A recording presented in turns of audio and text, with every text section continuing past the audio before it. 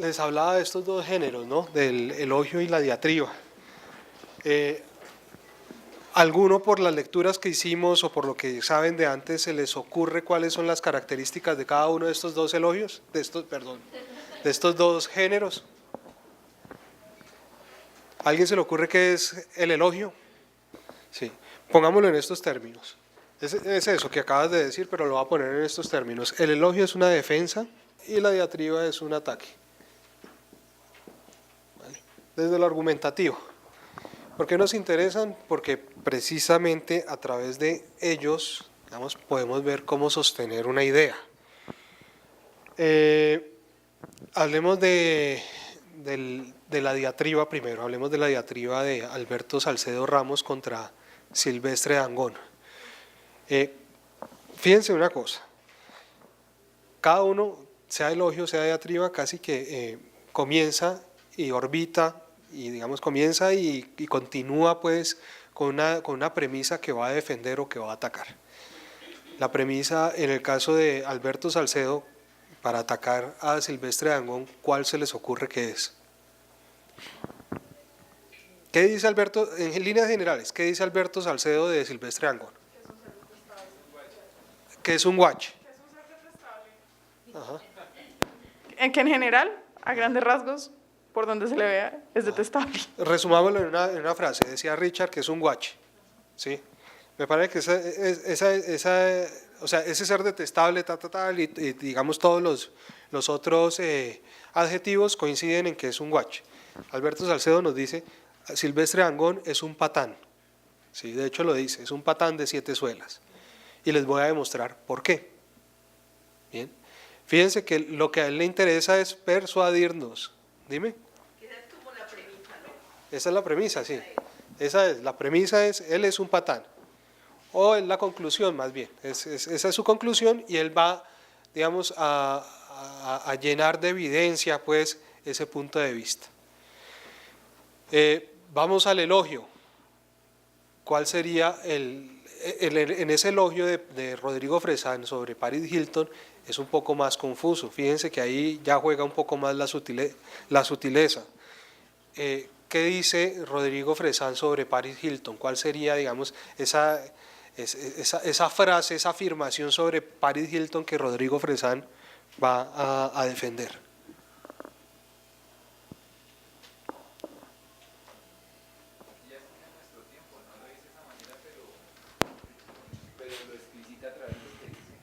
Sí, esa es una de las condiciones, pero ¿por qué vale Paris Hilton? Es decir, ¿cuál es el gran argumento de Paris Hilton? Pues que ella además de ser un sujeto… Paris Hilton, además de ser un sujeto puntual, es decir, un ser humano puntual, es una hija de nuestro tiempo porque ella encarna la superficialidad de la sociedad. Ella, además de, bueno, eso no es culpa de ella estar tapada de plata, pero ella busca hacer como un marketing de sí misma, de su nombre, y busca crear alrededor de su persona una serie de elementos que le brindan proyectar lo que ella es, pero además de eso, y a través de eso puede obtener dinero. Y hay mucha gente que no solo ella, sino en nuestra sociedad contemporánea lo hace. Muchos famosos sacan perfumes y marcas de cosas con su propio nombre, o sea, ya es una marca registrada el nombre de ella. Por ahí va, pero fíjate que, bueno, todavía está muy grande. Si te pidiera como un abstract del asunto, me estarías botando unas 4 o 5 líneas. Vamos a definir eso en, ojalá, una línea. A ver, ¿cuál es esa frase que podría encerrar, digamos, el centro narrativo de lo que, o la idea central pues de Rodrigo Fresán, lo que va a defender Rodrigo Fresán? ¿Vale? Pero creo que lo has dicho. Sin embargo, todavía está muy amplio. Creo que la idea central es, Paris Hilton nos ganó a todos por haber hecho de su nombre su propia marca. ¿Sí? Esa es básicamente digamos, la afirmación central. Y sobre esa afirmación se desprenden ya otras cualidades, ¿no? Lo que hizo ella fue astuto, por un lado. Lo que hizo ella también se puede ver, como tú dices, como una señal de nuestros tiempos. Una hija de, no sé, de este siglo XXI, de redes sociales, donde, digamos, la fama está al alcance, pues, de un clic, ¿no? Donde él lo dice ahí, donde esa afirmación de Warhol de en el futuro todos tendrán sus 15 minutos de fama queda absolutamente consolidada. Tú ibas a decir algo, Luis, ¿no? Ya no. Ok. Es eso, fíjense que ambas tienen, digamos, si uno pudiese agarrar una sola frase, una sola afirmación en ambos textos sería, digamos, una de esas que acabamos de exponer, y lo que hacen los autores es defenderlo o atacar, ¿sí? Es decir, demostrar que esa frase inicial, esa premisa que tienen es válida, ¿sí? Y se valida a partir de la evidencia, ¿no? De lo que es verificable. Fíjense que todos, digamos, todos son y se preocupan por dar cifras, datos, es decir, Paris Hilton, esa chica tan tonta y tan rubia y tan boba y no sé qué, vean, vendió 17 millones de discos. Tiene una fragancia que huele feo, pero vendió 8 millones de dólares. Tiene un programa que se burla, qué sé yo, de la vida de la gente del común, pero que ven 10 millones de personas del común. Es decir, la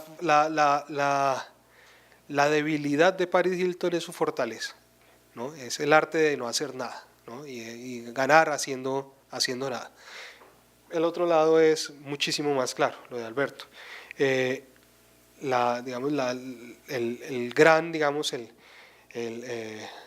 lo recriminable de Silvestre Dangond es su patanería, su violencia, su forma tan, digamos, en ese sentido tan colombiana de ser, ¿no? Porque él de alguna manera también abre el espectro y dice, Silvestre Dangond es el tipo digamos, de celebridad que nos define como país, ¿no? Incluso los dos lo hacen. Fíjense que los dos tienen ese punto en común. Tanto Rodrigo Fresán dice, si hay un presidente, si cada pueblo merece su presidente, cada tiempo merece su celebridad que la define y la deforma. Algo muy parecido dice Alberto Salcedo. Silvestre Dangond tiene éxito en un país como el nuestro porque es un país que, digamos, se convierte en terreno fértil para que un personaje, digamos, con ese tipo de comportamiento encuentre, digamos, un público que lo valore, pues, y que lo aprecie por ser de esa manera, ¿no? En ese sentido, ambos son reflejos de la sociedad porque evidencian en su persona valores que aunque muchas veces odiamos o rechazamos, también aplaudimos. Sí. Sí, pero entonces ahí la diferencia es el punto de vista, ¿no? El punto de vista de cada uno. Uno, digamos, utiliza esa misma afirmación para elogiar a Paris Hilton y el otro esa misma conclusión, más bien, para atacar a Silvestre Dangond. Y por eso, digamos, ahí estamos ante dos géneros completamente diferentes. Yo les traje un tercero que es, perdón, no, el hermano muerto todavía lo dejamos para más adelantico. Y el hermano muerto es una semblanza, que ya vamos para allá. Vamos a pasar rápidamente de las diatribas y los elogios a la semblanza. Hay un texto también de Rodrigo Fresán que combina las dos, que se llama ¿Por qué es mejor Batman que Superman? Y lo vamos a trabajar rápidamente, antes de que se nos acabe el tiempo, para alcanzar a la semblanza. Dice, y fíjense cómo lo construye, es tan elogio como diatriba, es elogio a Batman y diatriba a Superman. No acabamos de digerir el espanto y la culpa de ese iniciático y terrible interrogante al que somos sometidos a una edad tan temprana, ¿A quién quieres más? ¿A mamá o a papá? Con la inevitable interferencia del factor abuelos, cuando casi enseguida nos vemos enfrentados a algo todavía mucho peor. ¿Batman o Superman? La respuesta a este dilema no tiene la sutil elegancia de preguntas que llegarán más tarde, cuyas opciones pueden cambiar según el estado de ánimo o la oportunidad. On the rocks o sin hielo. ¿Cuál es tu Beatle favorito? ¿Rubias o morenas? Todo lo contrario, exige una elección firme y que se mantendrá inamovible hasta el último de nuestros días. Y acaba la premisa. Y esa elección, si somos personas de bien, si nos consideramos animales inteligentes, solo puede ser una, Batman. Es decir, Batman es mucho más, es un superhéroe que lo valoraría una persona inteligente. ¿Sí? El bruto valoraría a Superman. Básicamente esa es la premisa y lo van a ver acá. Para empezar, Superman, y ni siquiera comienza con Batman, ¿no? Superman, creado en 1938 por la dupla del guionista Jerry Siegel y el dibujante Joe Shuster, no es uno de los nuestros, no es uno de nosotros. Superman es un inmigrante ilegal, un extraterrestre enviado en cohetín a la Tierra por su progenitor, Jor-El, en vísperas de la destrucción del planeta Krypton. El que Jor-El lo haya enviado a un lugar tan problemático y constantemente cataclísmico como este, pudiendo haberlo despachado a galaxias más felices e inteligentes, dice a las claras que era un pésimo padre o alguien con un sentido del humor un tanto perverso. Bien, fíjense que ahí está toda una argumentación, ¿no? Es decir, desde su mismo inicio, desde su mismo nacimiento, Superman ya la venía embarrando. Es decir, ¿por qué quererlo si era un tipo que viene, digamos, de otro planeta, que es un alienígeno, mientras Batman es uno de los nuestros, ¿no? ¿Por qué preferir a Superman sobre Batman, digamos, en esta lógica, ¿no? Obviamente uno podría contraargumentar, dime. Pero que él hable de Superman como inmigrante ilegal también es una postura crítica, porque estamos diciendo que tendemos a odiar a esas personas, como a despreciarlas. Y con la postura de Superman, que es un personaje ficticio, uno no se siente tan mal, dice, así es normal. Pero luego analiza y se da cuenta, pero es lo que también tendemos a hacer con las mismas personas que son seres humanos, digamos, habitantes de la Tierra. Sí. Yo, por ejemplo, si hubiese escrito esto, yo no habría utilizado las palabras inmigrante ilegal. Me parece que me granjearía tal vez el repudio de algunos de mis lectores. ¿Sí? Yo simplemente habría dicho, no es uno de los nuestros. ¿Sí? Es un tipo que llegó acá y, digamos, y aparte de eso quiere volverse el dios del mundo, ¿no? Sí. ¿No lo diría solamente porque no es políticamente correcto? No, lo diría porque este es un ejercicio de persuasión, ¿sí? Y de argumentación, y yo tengo, o sea, como es un ejercicio de persuasión, si logro persuadir a mis lectores, pues quiere decir que lo estoy haciendo bien, ¿sí? Así mi opinión no sea la más popular, o uno puede hacer un elogio de Donald Trump, ¿sí? Como un simple ejercicio argumentativo, y decir que Donald Trump es un tipo, digamos, al que no le hemos concedido el valor que se merece, o de Maduro, o del que quieran, o de, bueno, no va a mencionar políticos locales, pero es decir, uno puede incluso elogiar a alguien que más o menos puede ser el adversario del resto del mundo, ¿sí? Como simple ejercicio argumentativo. No se trata de quedar bien ni de ser políticamente correcto, pero sí que ese elogio, digamos, tenga la suficiente fuerza para por lo menos hacerle temblar las rodillas al lector que lo reciba, ¿no? Es decir, que lo haga dudar al menos un poco, por lo menos que le conceda algo al elogio, ¿sí? Si no, pues seguramente no tendrá mucho éxito. 3. Los múltiples superpoderes de Superman, héroe que es la versión con esteroides de una de esas navajas suizas con miles de funciones que a la hora de la verdad no sirven para gran cosa, no son otra cosa que la resultante de las condiciones atmosféricas de nuestro mundo en combinación con su biología alien. Es decir, lo suyo no tiene mérito alguno. Y el que solo sea vulnerable a las múltiples variedades de kriptonita, restos rocosos de su lugar de origen que llegaron a nuestros mares y montañas y ciudades y en forma de meteoritos de diversos tamaños, no hace más que poner en evidencia que Superman no es alguien tan sano y equilibrado como nos lo quieren hacer creer. Y si un pedazo de patria lo pone tan, pero tan mal, como nos lo quieren hacer creer. Si un pedazo de patria lo pone tan pero tan mal. Es más, Freud se habría hecho una fiesta con este muchacho. 4. Batman en cambio es 100% humano. Y aquí viene lo empezó a esbozar dos argumentos arriba, ¿no? Él no es uno de los nuestros, en cambio Batman sí. Batman en cambio es 100% humano.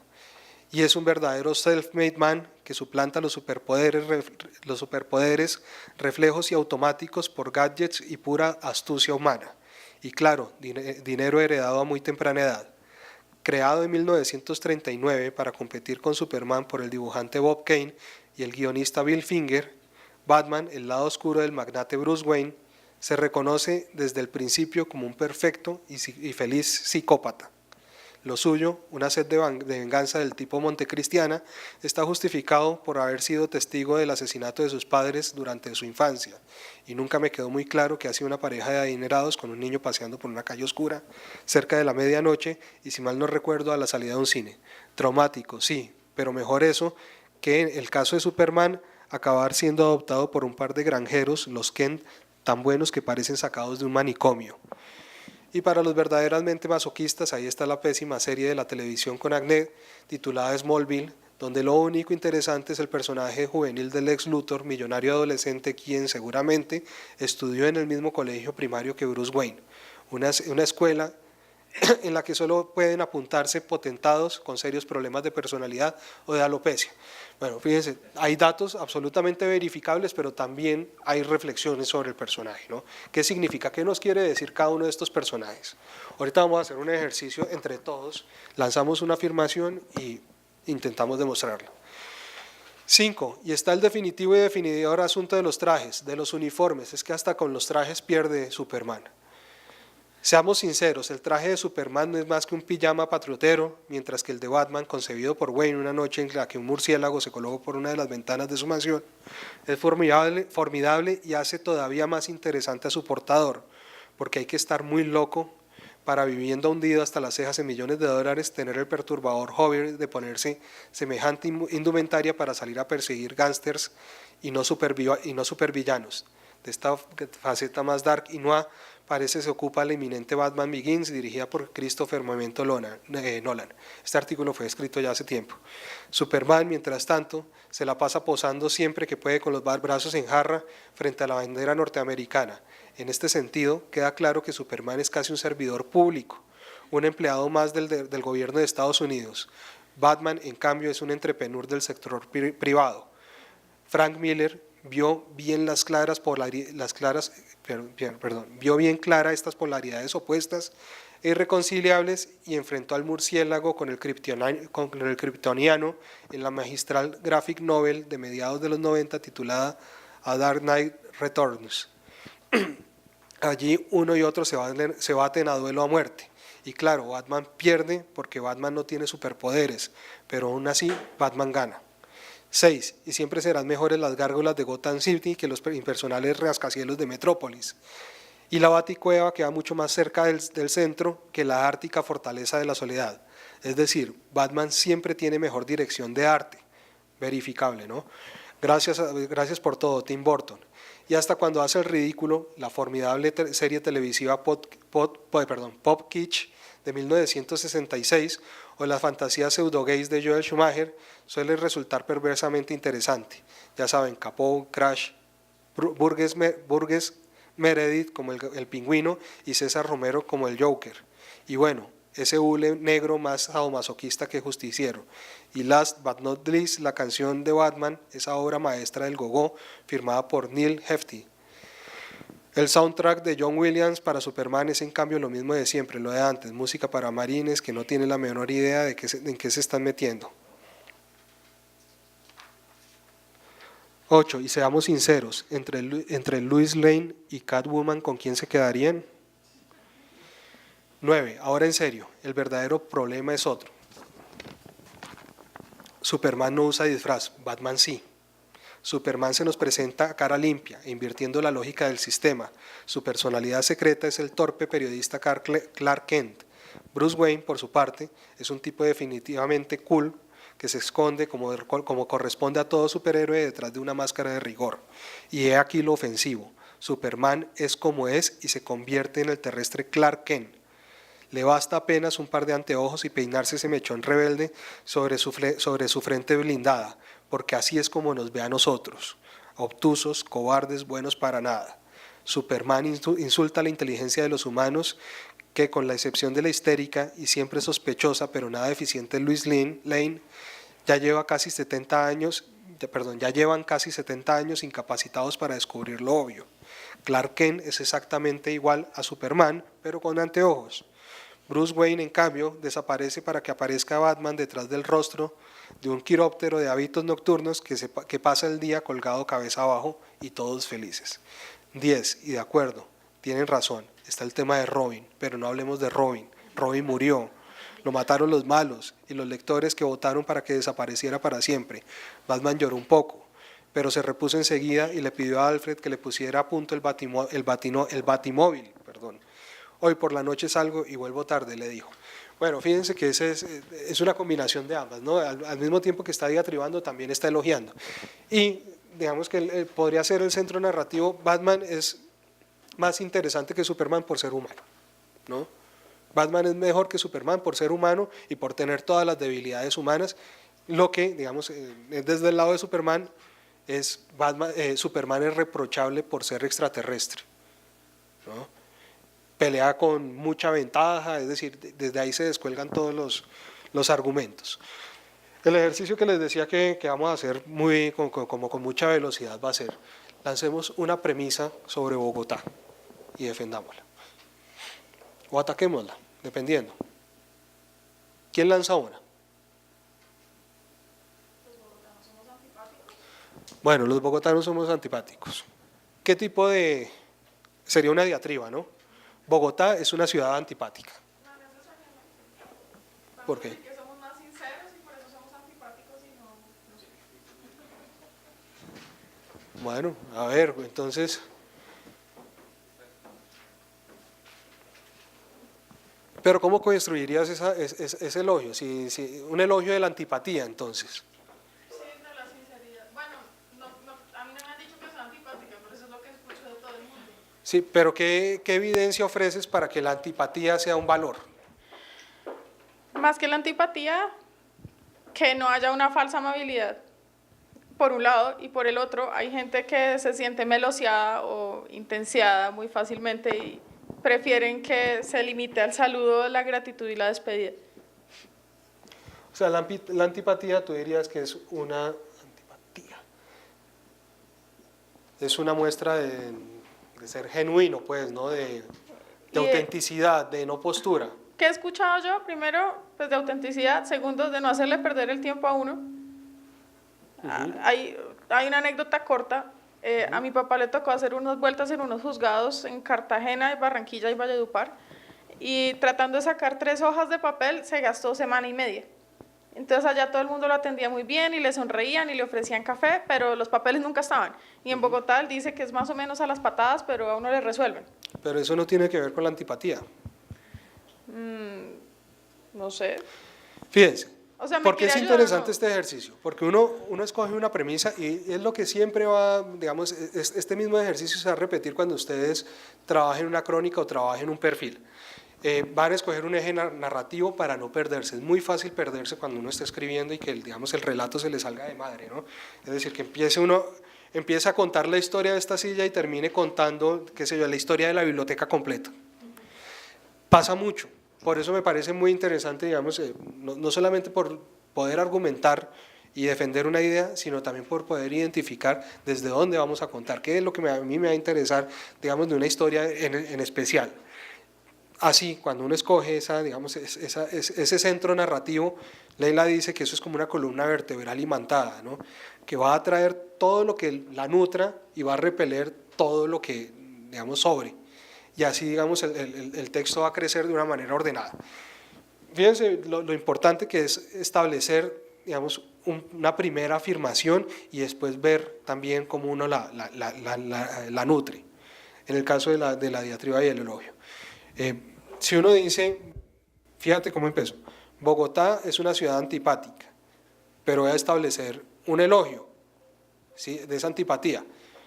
¿Cuál sería la primera, digamos, la primera corazonada o si la primera intuición? Que la antipatía no es una, No es digamos, deseable. no es un defecto, sino que es una virtud, Ok. estás diciendo, ¿no?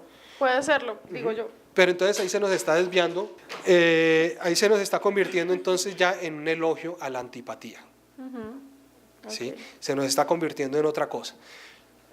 Esa es la gracia de este ejercicio, a ver cómo lo logramos, a ver. Pero la antipatía no puede aplicarse a Bogotá, porque la antipatía es una connotación eminentemente de persona. Entonces, yo soy antipático, pero Bogotá no puede ser antipática. Es decir, la construcción del elogio de la diatriba hay que hacerla sobre persona. Pero también sobre ideas y sobre lugares. Yo puedo decir diatriba o elogio a la pereza. Pero es que la pereza tiene que ver con una persona. Sí, inicialmente sí, pero Sí. también un lugar tú le puedes asignar, digamos, un adjetivo, ¿no? Pero puede ser feo. Bogotá puede ser fea, o puede ser bonita. Pero, decir, porque, ¿qué es la antipatía? ¿No? Entonces, primero yo debo tener claro qué es lo que voy a decir de algo o de alguien para poder construir. Yo estaba echándole cabeza, Bogotá, ¿por qué es antipática? ¿Me hace mala cara? Pero entonces lo mismo te podría decir Barranquilla es alegre. ¿Se podría decir que Barranquilla es alegre? Se puede decir… ¿Pero Barranquilla te sonríe? No, No, porque también es una ciudad. pero es que uno normalmente no va a decir que Bogotá es la ciudad sonriente, no. No, por supuesto, pero uno sí puede, digamos, estirar pues el nombre y asignarle un rasgo de personalidad hegemónica a una ciudad. Ahora, otra cosa es que se equivoque endilgándole un rótulo como antipático o alegre o generoso. Sí. Ahí se puede equivocar, pero como, digamos, como estrategia para, digamos, para dibujar la personalidad de una ciudad se podría, ¿no? Es decir, uno podría establecer elogio a Cali por ser una ciudad alegre. Sí, y desde la alegría de esa ciudad, desde, no sé, empezar, digamos, a dar argumentos que establezcan que es una ciudad donde uno se divierte montones, donde hay una cantidad de festivales, donde la gente baila en la calle, qué sé yo, que demuestran que esa ciudad efectivamente es alegre. Por supuesto, no es una persona, ¿sí? Pero le estamos, es como, no sé, como cuando en una fábula le asignan cualidades humanas a un animal. Es más o menos la misma estrategia, ¿no? Acá le estamos asignando una cualidad humana a una ciudad para reflejar, digamos, un rasgo de personalidad, volvemos a humanizarla, a un lugar que sí, los lugares sí tienen personalidades, ¿no? Pero es que, digamos, lo que estamos hablando es para llevar a un perfilado, no es para escribir una fábula. Es decir, yo tengo primero que ver sobre qué voy a escribir, sobre qué voy a escribir. ¿Sí? Entonces, si es para hacer una fábula, ya la cuestión varía, pero si voy a hacer es un perfil, porque dice elogio, diatriba, semblanza y perfil para hacer una semblanza perfilada. Entonces, ahí ya varía la cuestión, porque en la fábula… No, pero es que no a ver. Pero digamos que no quiero complicar la vida, ¿no? Simple y llanamente el llamado que me hago es ese que ser muy preciso en qué es lo que quiero decir o lo que voy a decir. Sí, pero ojo, a ver, si tú, y te entiendo y me parece válida la observación, pero pero digamos que si uno se atiene solamente eso es como un cuento de Philip K. Dick, que es un tipo que se da cuenta que que el mundo está loco, porque empieza a leer en una novela en un cuento, que a un personaje se le fueron los ojos detrás de una mujer. Entonces él se imagina que se le salieron los ojos. O sea, es como una sobrevaloración de lo real. No habría campo para la metáfora ni, digamos, para ninguna figura literaria si uno se la toma, digamos, tan apegado, pues, sí, tan literal, pues, al asunto. Entonces, cuando yo te hablo es lo mismo que hacen una fábula. Te estoy diciendo que digamos, es válido en la medida en que una fábula pretende, digamos, demostrar un conflicto humano a través de animales. Nosotros vamos a buscar, nuestro propósito es bien distinto y no vamos a hacer fábulas, pero a lo que me refiero es, uno puede, digamos, utilizar un rasgo de personalidad humano para definir un lugar, y finalmente el lugar está habitado por humanos, ¿no?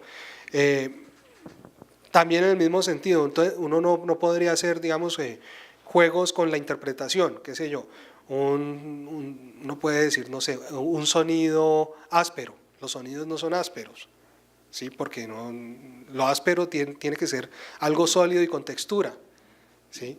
Si uno se guiara, digamos, por ese, digamos, por ese formalismo tan estricto, pues limitaría mucho la capacidad de escritura y la capacidad, digamos, de unir temas que aparentemente no tienen nada que ver, ¿no? Sería, pues yo no sé, yo lo encontraría problemático para fundar una prosa que pretenda contar, digamos, ¿no? Que pretenda contar cosas y que pretenda, digamos, también romper un poco, a ver, si lo que te digo, cuando dicen Nueva York es una ciudad que nunca duerme, ¿sí? No, es que no tiene ojos, no duerme, ¿sí? Pero todos entendemos a qué se refiere la frase, qué quiere decir la frase, ¿no? O Las Vegas es la ciudad del pecado, no peca, Las Vegas no sale y peca, ¿sí? Pecan los turistas que van a Las Vegas, o los que no duermen son los neoyorquinos. Fíjate que, o sea, es decir, vale, digamos, la comparación para, digamos, resumir un poco la personalidad de todos aquellos que habitan esa ciudad. Es que creo que nos estamos enredando, sí. Porque recuerdo que cuando hiciste los comentarios sobre los me gusta y no me gusta, dijiste algo muy importante, y es que le proponíamos un juego al lector. Aquí en este caso nos están proponiendo un juego. ¿Cuál es el juego? Que partiendo de la premisa que dice Leila, creo, que dice que Bogotá es antipática, ¿sí? Y yo me adhiero a que Bogotá es antipática. Es la capital colombiana de la antipatía. Sí. Sí, porque primero que todo, Bogotá es la ciudad más grande de Colombia. Las demás son pequeñas ciudades, ¿no? Entonces, y cuando viene alguien de Colombia a Bogotá, ¿sí? Lo primero que siente es un rechazo. Basta ver a García Márquez quejándose que en la ciudad llovía todo el día, que toda la gente andaba en gabanes. ¿Sí? Aquí la televisión ha sacado programas donde dice que la costa entonces se fueron para la nevera. Y aquí tenemos días muy soleados que no se darían en un refrigerador.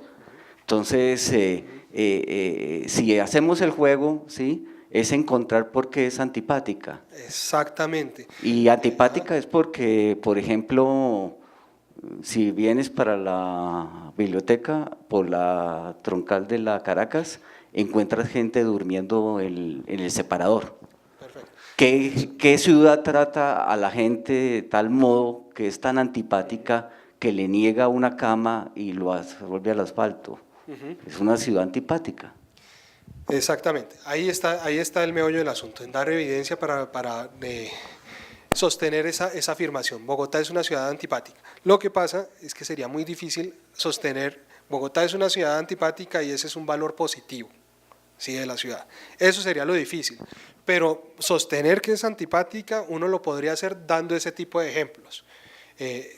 Gabo se quejaba en Vivir para contarla de la constante lluvia y no sé qué, papá.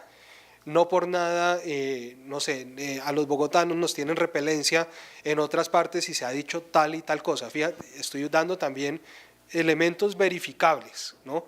Que vienen o de la literatura o de la estadística o de la vivencia también. Yo me he subido a Transmilenio y he visto decenas de personas tiradas en un andén intentando dormir. ¿Qué clase de ciudad no se conduele ante una situación de esas? Pues Bogotá, que no sé qué, papá. Ahora, uno también podría poner el opuesto, ¿no? Bogotá es una ciudad generosa y también intentar defenderlo. También encontraría una cantidad de argumentos para defender esa idea. Lo importante, digamos, es más allá, digamos, de que uno esté o no esté, digamos, le guste o no le guste determinada ciudad, es que logre que todos los argumentos que sume pues a ese texto que los invito a hacer un elogio y una diatriba, respalden una idea central. Bien, por acá alguien iba a preguntar algo. Dale. Un ejemplo para pues el juego que estamos haciendo podría ser que es antipática porque es muy diversa poblacionalmente. Pero ¿cómo vincularías la diversidad con la antipatía? Pues porque estamos diciendo que si Bogotá es antipática, nos estamos refiriendo a las personas que habitan Bogotá, ¿sí? Según… Pero también uno podría estarse refiriendo también a la situación climática, como bien apuntas tú. Es decir, es tan antipática que llueve todo el día, o es tan antipática que no tiene la cortesía, digamos, de mantener un solo estado climático, ¿sí?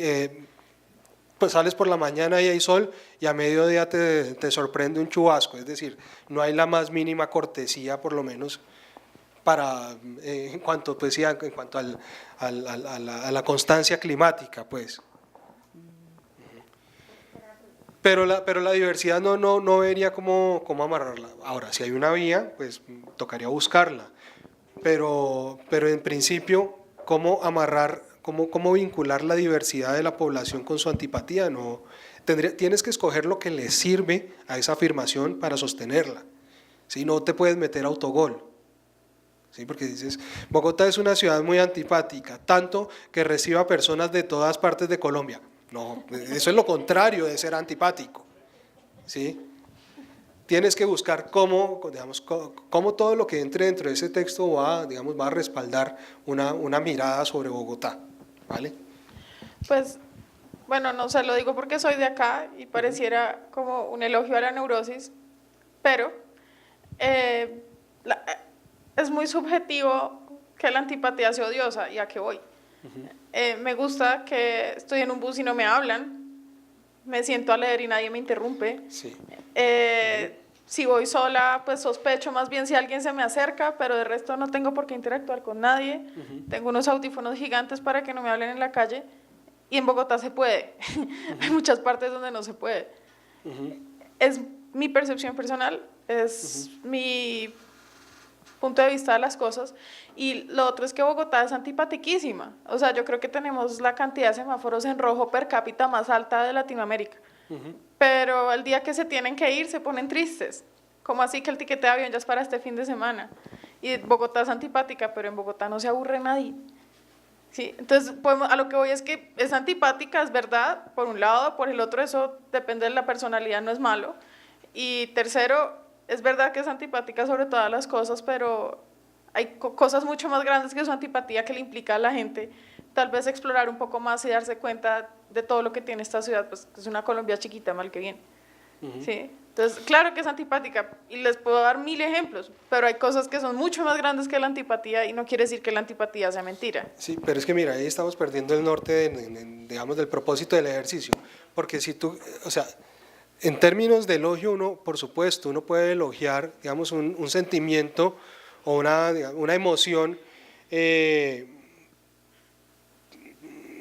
digamos que les resulta la mayoría, no sé, negativa, la antipatía. Uno puede hacer un elogio de la antipatía, como puede hacer un elogio de la pereza, o puede hacer un elogio, qué sé yo, del cinismo, ¿sí?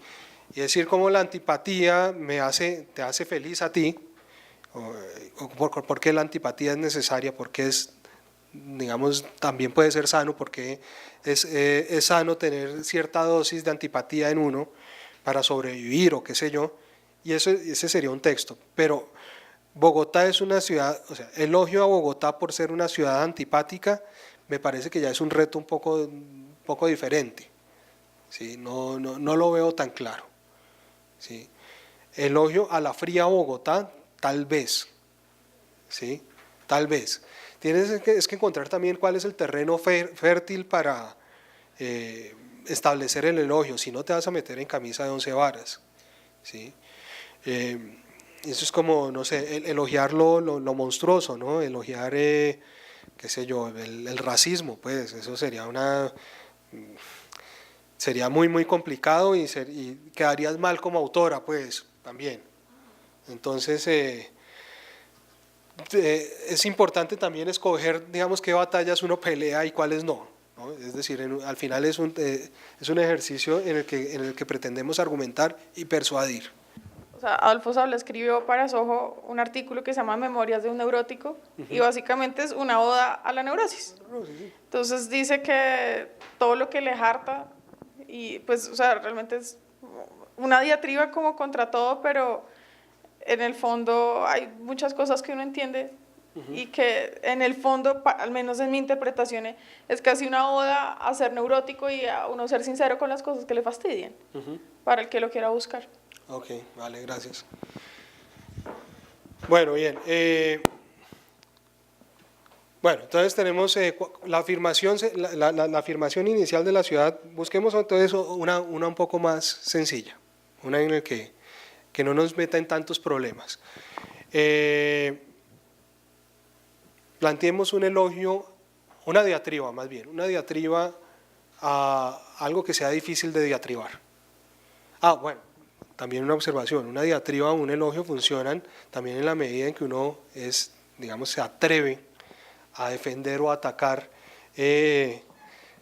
cosas o ideas o personas que normalmente no defendería o atacaría. Es decir, es más interesante un elogio, vuelvo al mismo ejemplo, a Donald Trump, que un elogio a Pepe Mujica. ¿Sí? Casi todos estamos de acuerdo en que Pepe Mujica fue un buen presidente en Uruguay. ¿Sí? En lo que difícilmente estaremos de acuerdo es en que Donald Trump es un buen político, ¿sí? Y ahí sería muy interesante intentar afincar un elogio. O una diatriba, qué sé yo, diatriba contra los conservacionistas, ahora que estamos, no sé, con los humedales. Sería difícil sostener una diatriba contra los conservacionistas, pero es posible, ¿sí? Contra los ecologistas, ¿sí? Es posible sostener una diatriba. Y hay un reto porque pues, el ecologista representa pues, una persona que está, digamos, trabajando por conservar el medio ambiente, como uno diatriba, digamos, cómo ataca lo inatacable, cómo ataca lo que es difícil de atacar. Así que busquémonos una y la hacemos rápidamente entre todos. ¿Qué se les ocurre? ¿Sí? ¿O difícil de elogiar? ¿Una diatriba del feminismo? Diatriba del feminismo. Sí, ojo, es un ejercicio argumentativo. Acá no nos estamos metiendo, digamos, ni atacando realmente una forma de pensar, ni mucho menos. Pero si están de acuerdo, podemos hacerlo con el feminismo. ¿Sí? ¿Cuál sería la premisa que le asignaríamos para diatribarla? El feminismo, odio el feminismo o el feminismo es.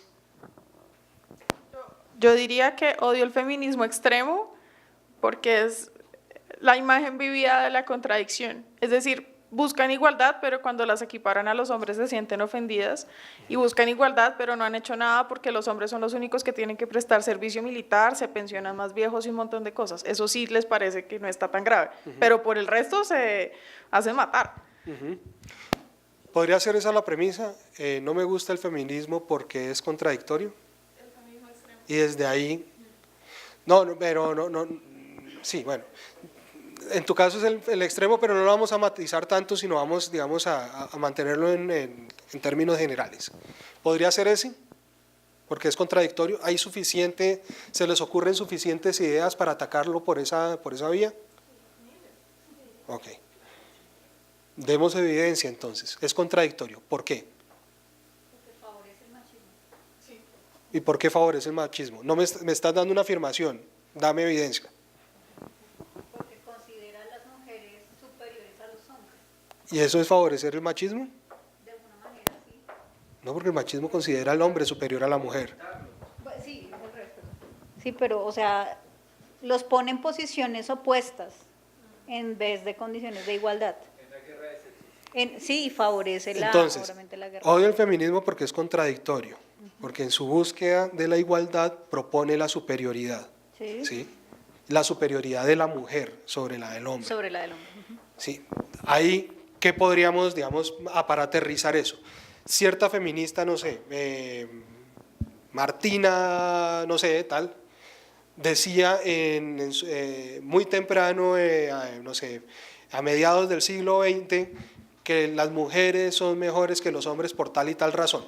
Fíjate que, o sea, ¿qué hice? Saqué la conclusión, odio el feminismo porque es contradictorio y esa contradicción se ve en una primera instancia en que busca la igualdad, pero lo que realmente promueve es la superioridad de uno de los dos sexos, el sexo femenino. Ahora voy a dar la evidencia puntual. Desde su mismo inicio, una de sus fundadoras dijo tal y tal cosa. ¿Sí? Ese tal y tal cosa debería ser una frase, digamos, de ese orden de las mujeres somos mejores que los hombres o qué sé yo. ¿Cierto? Estoy dando evidencia para respaldar un punto de vista. Segundo argumento. Diría yo que también ataca a las mismas mujeres. Ajá. Es decir, se supone que todo estaba mal porque los hombres decían por nosotras, por tratarnos por débiles y pues incapaces de resolver nuestras cosas. Pero si una mujer por decisión propia decide tirar el trabajo e irse a vivir con su marido, entonces les parece el colmo, como si fueran ellas las que son capaces de decidir por otra mujer. Es decir, en el fondo la están tratando igual como alguien inferior si no hace lo que ellas digan y terminan siendo igual o peor de impositivas. Entonces podría ser el argumento, no me gusta, y fíjense que seguimos utilizando los términos del primer ejercicio, ¿no? No me gusta porque en su afán de defender la libertad de las mujeres, termina poniéndonos un yugo, ¿sí? Pues ahora no somos libres de vivir como queramos, ¿sí?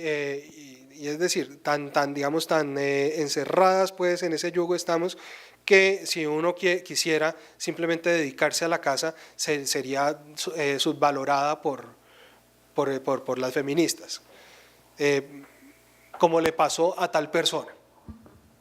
Y ahí está la evidencia verificable para sostener esa idea, ¿no? Había otra cosa, Julián, que me parece que pronto apoya lo que está diciendo Juliana, y es, no me gusta el feminismo porque sacó a las mujeres, o sea, más bien como que las sacó de sus hogares y no nos permitió cuidar a nuestros hijos como antes. Nos obligó a trabajar. Nos obligó a trabajar jornadas iguales o superiores a las de los hombres. Sí. Sí, ahora no somos madres como antes y jefes de hogar y tal, sino ahora somos jefes de hogar, madres, esposas, estudiantes, amigas, jefes, auxiliares de oficina y obligadas. Sí. Perfecto. Fíjense, ahora tendríamos que buscar, digamos, en ese segundo argumento que terminó de completarse ahí, un tercer argumento, pero yo lo buscaría, por ejemplo, de un orden vivencial. ¿Sí? Cierta vez vi una feminista que tenía que hacer tal y tal cosa, ¿sí? A pesar de su voluntad. Que sí, que el feminismo radical se volvió muy contradictorio en el sentido de que las mujeres feministas en un principio sí se promulgó unos derechos que estuvo muy bien porque hubo un rompimiento y hasta ahí estuvo muy bien, pero luego uno encuentra a las feministas, por lo menos voy a hablar de las colombianas, que en su búsqueda de ser del feminismo se visten como hombres, se cortan el cabello como hombres, toman actitudes de hombres, se van a las tabernas a tomar, poses, o sea, una imitación total a la parte negativa que tienen los hombres. Entonces, no, en eso es bastante contradictorio. Bueno, esa podría ser uno de esos argumentos construidos desde lo que ves, ¿no? Desde lo anecdótico. Y ahí podría estar el tercero. También podría haber otro desde lo noticioso, ¿no? Recientemente sucedió tal y tal cosa, no sé, recientemente hubo lo de Me Too, que se ha llevado no sé qué y han salido muchas voces a poner, digamos, como un freno a todo lo que ha venido sucediendo. Bueno, en fin, fíjense que en cada argumento, en cada párrafo, voy construyendo un argumento para atacar, en este caso, el feminismo. También lo podría hacer para elogiarlo, ¿no? O sea, cada uno, o sea, siempre un tema tiene las dos posibilidades, pero en este caso escogimos como ejemplo, sin comprometernos pues ideológicamente, a atacar el feminismo. Dime. Pues de manera personal estoy en contra del feminismo radical porque la tercera ola del feminismo, que es la que se está viviendo en la actualidad, las teóricas de este movimiento invitan a la lesbianización de la mujer como una forma de oposición a ellos la llaman la sexualidad impuesta por el heteropatriarcado. Entonces, muchas de ellas, bueno, de manera personal, adoptaron la decisión de identificarse como lesbianas, pero además de eso, invitan a las demás mujeres contemporáneas de ellas, o sea, de este tiempo, a que lo hagan porque es una manera de quitar ese yugo sexual que la sociedad o básicamente los hombres le han impuesto. Entonces, esa manera de desvincularse o desmarcarse de esa subyugación que tienen de parte de los hombres es irse al otro extremo. No, pero Richard, demuéstrame que pretenden una lesbianización. ¿Cómo lo demuestras? Bueno, podríamos ir a autoras teóricas que… Sí. Ellas son teóricas que han producido libros respecto a ese tema ¿Y hay puntual. alguno donde digan, invitamos a las mujeres a ser lesbianas? Podríamos conseguirlo las autoras y tal vez traerlo. Pilas ahí porque ahí es donde empiezan a presentarse las grietas a la hora de argumentar, ¿sí? Ojo, una afirmación por sí sola no se sustenta, ¿sí? Eso es como el dicho ese, vaca sin hueso se cae, ¿no? El hueso es la prueba que uno da, ¿sí? Un estudio es una prueba. Según las estadísticas, qué sé yo, ¿y quién dijo y eso? Porque tiene toda la razón. Según las estadísticas, y tendría que ser unas estadísticas absolutamente avaladas, y estoy inventándome la cosa, según la Universidad de Cambridge, existe una prevalencia de mujeres lesbianas en el movimiento feminista. Pero entonces uno tendría que encontrar el vínculo entre convertirse en lesbiana y pertenecer al movimiento feminista. Ahí es donde, digamos, el argumento empieza a agrietarse y se te puede caer, ¿sí? Porque lo que estás lanzando es una afirmación acompañada de cierta impresión. Me parece que es por acá, pero si no la sostienes, enseguida, digamos, vas a perder la credibilidad del lector. Dime.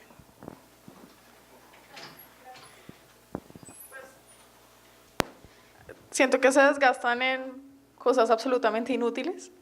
¿Y a qué voy? sigue habiendo discriminación y ya lo manifesté tanto con los varones como con las mujeres. Sí. Pero entonces dicen como nos ponen a hablar como Maduro de niños y niñas, estudiantes y estudiantas, personas y personas, presidente y presidenta, y eso no cambia nada el hecho de que, por ejemplo, está demostrado que a veces un hombre que hace el mismo trabajo que yo gana más que yo. Sí. Y que en los exámenes médicos de ingreso a los trabajos me hagan prueba de embarazo y a los tipos no les pregunten nada de eso. Y, o sea, el hecho de que cambien el lenguaje, el hecho de que se desvistan en la calle, el hecho de que un montón de cosas, no cambia los problemas de fondo que nadie ha negado que todavía existen. Chicos, a ver, no estamos hablando de feminismo. Estamos hablando de argumentación, de diatriba y elogio. Estamos escogiendo el feminismo como un vehículo simplemente para desde ahí empezar digamos, a tirar rasgos de ambos géneros. No me interesa si, o sea, ¿Cómo se en este podría- momento no nos interesa tanto si ustedes están, digamos, comprometidos con el feminismo o no, lo critican. Simplemente escogimos diatribarlo como un ejercicio argumentativo, como pudimos haber escogido una diatriba al aborto. Pero ¿cuál ¿sí? es el límite Sin necesidad de... Dime. en las fuentes, o sea, o en las evidencias, en las bases de los argumentos? ¿Cuál es el límite entre lo que es percepción personal de la vida cotidiana de quien lo escribe, que no por eso es menos cierto que tener un artículo científico o una noticia de prensa para sustentar lo que se está diciendo? Mira, te pongo el ejemplo con Alberto Salcedo. Alberto Salcedo dice, este tipo es un patán y no sé qué, y cierta vez lo vi haciendo esto. Pero enseguida nos pone 5 veces en que no solamente él lo vio, sino todo un público, 5 conciertos, verificado con cámara, hay 3 videos en la diatriba. Es decir, hay una evidencia tan abrumadora que a uno, digamos, si es silvestrista, por lo menos lo piensa, ¿no? Dice, bueno, este man acá tiene un punto, si es una buena diatriba, ¿no? Si es una diatriba débil, una diatriba muy débil se puede, pues la construirías con impresiones, pero sería precisamente eso, una diatriba absolutamente débil, ¿sí? Si uno lanza una afirmación de cualquier orden, de cualquier categoría, tiene que mostrar evidencia, y esa evidencia tiene que ser tangible y verificable. Nosotros, y aquí viene un poco lo que discutíamos en la sesión pasada, ¿dónde empieza la opinión y dónde empieza el punto de vista? Son 2 cosas distintas. El punto de vista es cómo me acerco, la opinión puede ser muchas veces gratuita. Opinión por opinar, sí, yo puedo opinar, a mí me parece que, qué sé yo, el presidente Santos es tacaño. Y pues, sí, es una opinión, demuéstrelo. A ver, ¿ha salido con él a comer? Sí. Ajá, sí, o lo está diciendo por un tema de presupuesto nacional. ¿Sí? ¿Le parece que ha destinado muy poco presupuesto? Demuéstrelo. Es decir, acá la invitación es, cada afirmación que ustedes lancen, susténtenla. ¿Por qué? Porque la crónica abreva del ensayo, y el ensayo demuestra también, ¿no? Sostiene una tesis. Bien, y eso es lo que vamos a hacer. Fíjense, leyeron El hermano muerto, ¿verdad? Ahí hay un punto de vista, que no es una opinión. Es un punto de vista que se ancla en lo siguiente. A ver, y seguimos con esa columna vertebral que vamos a buscar, esa premisa. Philip K. Dick era el paranoico que tenía razón, ¿no? Era un tipo que estaba loco, pero tenía razón. Si ustedes se dan cuenta, la semblanza tiene elementos de la biografía, pero saben en qué, o pueden intuir en qué se diferencian la una de la otra, ¿no? ¿En qué? La biografía es la historia de vida que sustenta una acción futura en un ser humano según lo que le haya causado en la psiquis. No necesariamente. Mira, o para ponértelo más bien así, la biografía es pura información, la semblanza tiene punto de vista. Ah, ok. ¿Sí? Es eso. La semblanza también defiende una premisa, ¿sí? Lo que pasa es que esa premisa no es ni elogiosa ni diatribante, ¿sí? No pretende ni atacar ni digamos defender ni llenarle de flores a alguien el relato de su vida, sino que pretende mostrarlo a partir de un punto de vista particular. ¿sí? El punto de vista de Juan Forn es que este man era un paranoico que tenía razón al final, ¿no? Y que al que lo persiguió la fatalidad. Bueno, Philip K. Dick, para los que no lo sepan, fue uno de los escritores de ciencia ficción más prolíficos del siglo XX. De hecho, él tenía una enfermedad que se llama, bueno, era como la compulsión por escribir, no podía parar de escribir. Ajá. Y el tipo, de hecho, muchas de las películas que ustedes ven vienen de la obra de él, ¿no? El Vengador del Futuro, Minority Report, Blade Runner, bueno, hay una cantidad. Fíjense por qué esto es información y lo otro tiene punto de vista. Y por qué, digamos, venimos de la diatriba. Ojalá la sesión hubiese tenido un tiempito más largo para redondear ciertas cosas. Pregúntenme si tienen dudas. Fíjense, una biografía dice, Philip K. Dick, Chicago, 16 de diciembre de 1928, Santa Ana, California, a marzo de 1982. Por información, fecha de nacimiento y de muerte. Más conocido como Philip K. Dick, fue un prolífico escritor y novelista estadounidense de ciencia ficción que influyó notablemente en dicho género. Dick trató temas como la sociología, la política y la metafísica en sus primeras novelas, donde predominaban las empresas monopolísticas, los gobiernos autoritarios y los estados alterados de conciencia. En sus obras posteriores, el enfoque temático de Dick reflejó claramente su interés personal en la metafísica y la teología. A menudo se basó en su propia experiencia vital, reflejó su obsesión con las drogas, la paranoia y la esquizofrenia en novelas como Scanner Darkly y Siva Invi. En la novela El hombre castillo, no hay ninguna mirada, es decir, simplemente se está encargando de informarnos quién fue este tipo. ¿Cómo empieza el hermano muerto? Empieza así: Mark Twain tenía un hermano, ni siquiera empieza con Philip K. Dick. Mark Twain tenía un hermano gemelo en su infancia. Para diferenciarlos les ataban a cada uno una cinta en la muñeca de un color diferente. Un día los dejaron solos en la bañera y uno se ahogó. El chapoteo en el agua había desatado las cintas, de manera que nunca se supo a ciencia cierta cuál de los dos había muerto. Desde entonces no sé si soy yo, si yo soy yo o soy mi hermano, remataba la anécdota Mark Twain. ¿Esto para qué? Para conducirnos, digamos, a la fatalidad de Dick, ¿no? Él también tuvo una hermana melliza, también murió. Y fíjense que no está tan preocupado en soltarnos toneladas de información como una ráfaga, ¿sí? Está interesado en mirar a la vida de Philip K. Dick y la relación con esa melliza muerta y por qué eso lo llevó a convertirse en un hombre paranoico y en un hombre, digamos, como con una psicología bien especial. Claro, también nos cuenta cuáles fueron sus novelas, también nos cuenta qué premio se ganó, pero todo eso nos lo van contando engranado en una prosa que tiene el propósito de mostrarnos la vida de un hombre a partir de un punto de vista particular. Si lo leyeron, me entienden a qué me refiero. Lo leyeron todos, ¿verdad? Ok. Bueno, los que no lo leyeron, les pido que por favor lo lean para que tengan claridad a lo que me estoy refiriendo. Entonces, fíjense en esto. ¿Qué teníamos en la diatriba? Teníamos una idea que defender, una idea que atacar. En la semblanza tenemos un punto de vista al que debemos alimentar, ligeramente distinto, pero ahí empiezan a cambiar las cosas.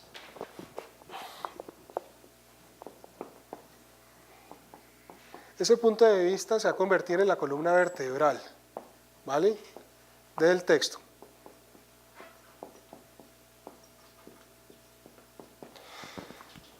Ojo, una semblanza, bueno, clarísima la diferencia con la biografía, ¿no? La biografía es informativa, la semblanza es narrativa. Ustedes saben dónde se da mucho la semblanza, ¿no? Digamos que no expresada en una forma literaria, pero sí muchísimo más común, que es los obituarios. Los obituarios suelen ser semblanzas de las personas. Claro, no tienen la calidad que uno esperaría, pues, para tomárselo como un género, pues, que nos abriría las puertas hacia otros géneros literarios, pero sí digamos que siempre buscan, no sé, Pachito Pérez era un hombre alegre, ¿no? cierta vez, cuando estábamos en la finca, me contó un chiste sobre su mujer. Sí, sí reconocen la escena, pues, digamos, de cuando alguien habla de alguien fallecido.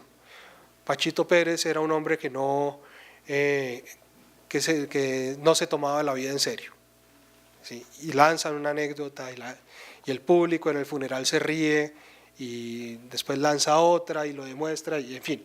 Fíjense que son formas como de hacer una especie de semblanza, un retrato de alguien. Bueno, el obituario es, cuando uno lo lee, ¿no? Hay mucho eufemismo, ¿no?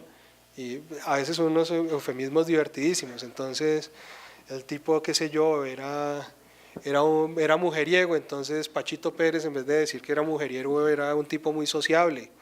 O en vez de, era un alcohólico, era un tipo muy alegre, no sé, que por todo digamos, el asunto del eufemismo, pues que no nos interesa tanto y, digamos, son mucho más ligeros que lo que pretendemos. Bien, tenemos esto, pero también tenemos entonces la semblanza.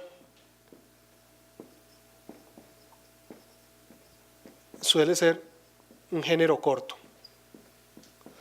Es raro que una semblanza, no sé, la semblanza tiene una página, 2 páginas, no tiene mucho más. Es un género en el que no necesitamos conocer en vivo, pues, a la persona de la que hablamos. Es decir, yo puedo hacer una semblanza sobre Mozart si quiero. ¿Sí? No necesito entrevistar a Mozart, sería imposible entrevistar a Mozart. ¿Sí? A diferencia del perfil, que sí necesito tener, digamos, a la persona viva, pues. La semblanza, a diferencia, por ejemplo, del perfil, solamente necesita fuentes documentales, si es el caso. ¿Sí? El perfil necesitaría entrevista, necesitaría reportería. La semblanza no, la semblanza, bueno, les digo, uno podría hacerlo una semblanza Obama, tranquilamente. No necesita ir hasta Estados Unidos y entrevistar al tipo. O sea, uno puede hacer una semblanza de lejos. Pero tiene una preocupación estética.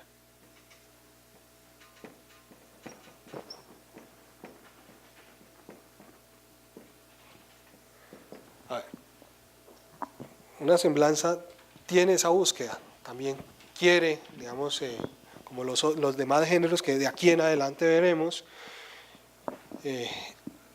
busca una prosa, no sé, bien hilada, armónica, fluida. Es decir, también tiene unas pretensiones estéticas. Bien, sin embargo, como ustedes van a trabajar los humedales, van a trabajar, digamos, en terreno, vamos a empezar a enfocar, digamos, todas las energías a ese trabajo que ustedes van a hacer. Por eso no les voy a pedir que hagan una semblanza en sentido estricto. Les voy a pedir que hagan una semblanza que voy a llamar aperfilada, para dar el primer paso en la dirección hacia la que nos queremos acercar. Les voy a poner un ejemplo. Yo voy a lanzar una afirmación sobre mi mamá y la voy a sostener con un par de escenas para intentarlos, digamos, intentar que esa afirmación, digamos, se mantenga, sea lo suficientemente sólida. Voy a decir que mi mamá es una mujer alarmista. ¿Sí? Mi mamá es una mujer alarmista, esa es mi afirmación. Una afirmación que yo podría presentar en una semblanza, pero en que, digamos, como tengo a mi mamá por ahí cerquita y tal, no necesariamente va a tener esa calidad.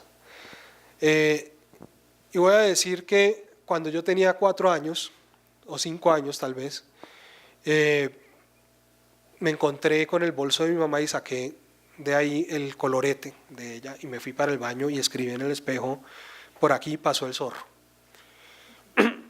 Y luego me fui.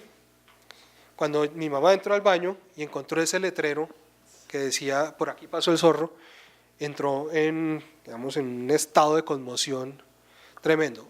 Valga aclararles que mi mamá trabajaba, era juez, y en esa época, digamos, que había un ambiente bastante caldeado para los jueces, ¿no? Los mataban a cada rato y tal.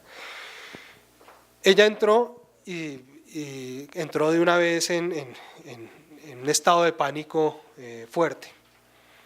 Yo al verla me asusté, me quedé callado. Me acuerdo mucho que yo la vi enseguida llamando a mi abuela, a mis tías, a mis tíos, diciéndoles que ya, mejor dicho, ella tenía que buscar la forma de salir del país porque la iban a matar, porque había un sicario que se llamaba El Zorro que la iba a matar. Yo me asusté más y me quedé más callado. Después la cosa tuvo que haber bajado la marea y yo tuve que haber confesado, pero eso me da para mí a pensar varias cosas. Lo natural es que ella me hubiese preguntado, ¿usted escribió eso? ¿No? Pero su alarmismo no le permitió pensar con serenidad y no le permitió darse cuenta que en esa casa había un niño que estaba yendo al prekinder y que ya seguramente sabía pergeñar un par de frases. Y que el zorro, pues bueno, no sé, el zorro es como un personaje infantil, ¿no? Bueno,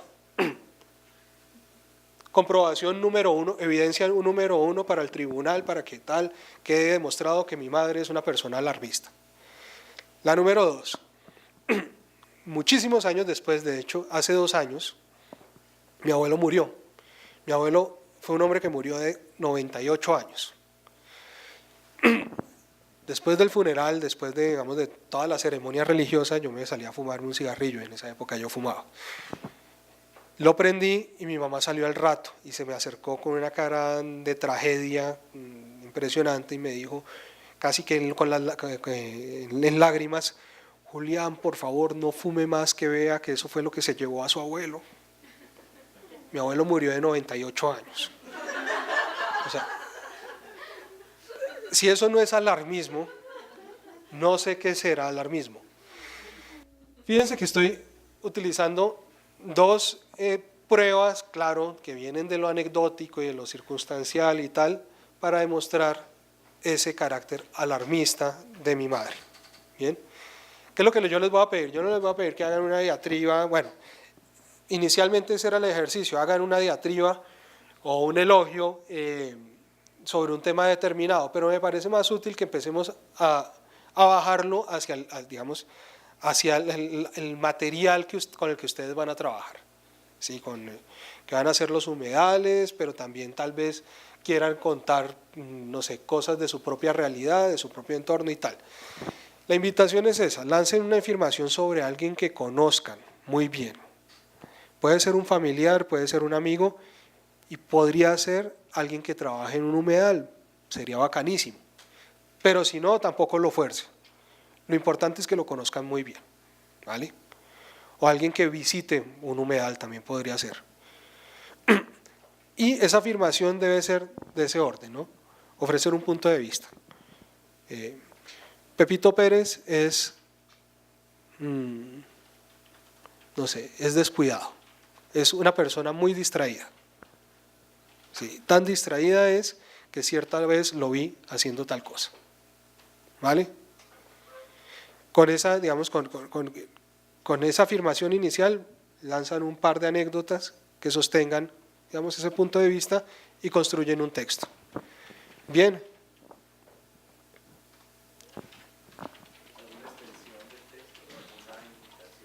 Máximo una página.